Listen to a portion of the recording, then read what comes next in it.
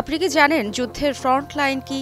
চলুন তাহলে আজকে জেনে নেই যুদ্ধের সবথেকে বেশি ব্যবহার হওয়া ফ্রন্ট লাইন আসলে কি।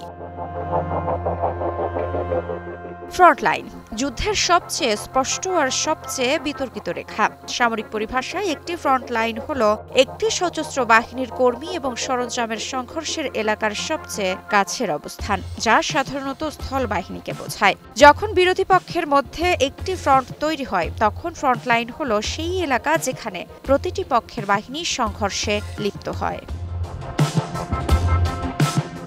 একটা সময় যুদ্ধের ময়দান মানে ছিল ধোঁয়া, বিশৃঙ্খলা আর গুজব বিস্ফোরণ, কিন্তু আজ এক ক্লিকেই দেখা যায় কোন শহর কার দখলে। রাশিয়া যখন 2022-এ পূর্ণাঙ্গ আক্রমণ শুরু করলো, তখনই এক নতুন যুদ্ধের সূচনা হয়েছিল, ডেটা বনাম প্রচারের যুদ্ধ। তবে সাম্প্রতিক সময়ে ডিপ স্টেট মানচিত্র এখন বিশ্বের অন্যতম নির্ভরযোগ্য উৎস। তারা স্যাটেলাইট ভিডিও আর সোশ্যাল মিডিয়ার পোস্ট ঘেঁটে রোজ রোজ আঁকছে যুদ্ধের নতুন মানচিত্র।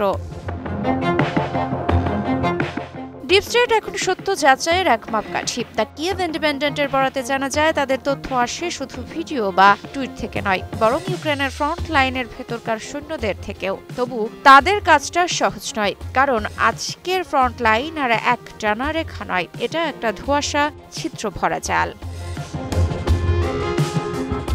2025-এর ইউক্রেন মানচিত্রে একটাই শব্দ বেশি শোনা যায়, গ্রে জোন। এটা সেই জায়গা যেখানে দুই দিকের সৈন্যই আছে, কেউ পুরোপুরি দখল নিতে পারেনি।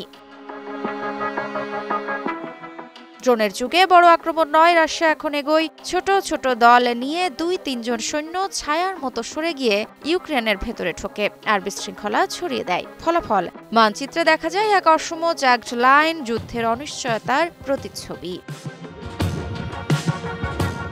কিন্তু এই লড়াই শুধু মাটিতে নয়, মানচিত্রেও।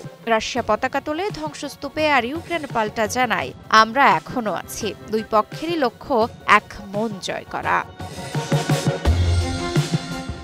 আজ ইউক্রেনের ফ্রন্ট লাইন শুধু যুদ্ধের মানচিত্র নয়, এটা সত্য আর প্রোপাগান্ডার মাঝের সীমারেখা, যেখানে প্রতিটি পিক্সেল, প্রতিটি আপডেট হতে পারে জীবন মৃত্যুর পার্থক্য। আর প্রশ্নটা এখনো থেকে যায়, ফ্রন্ট লাইন কোথায়? নাকি সবাই এক বিশাল গ্রে জোনে দাঁড়িয়ে আছে?